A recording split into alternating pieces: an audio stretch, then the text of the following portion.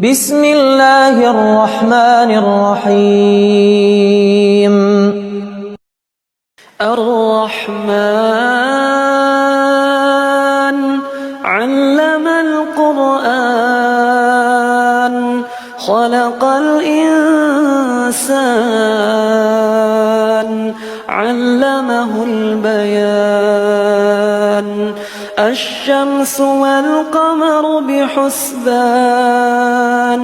والنجم والشجر يسجدان والسماء رفعها ووضع الميزان ألا تطغوا في الميزان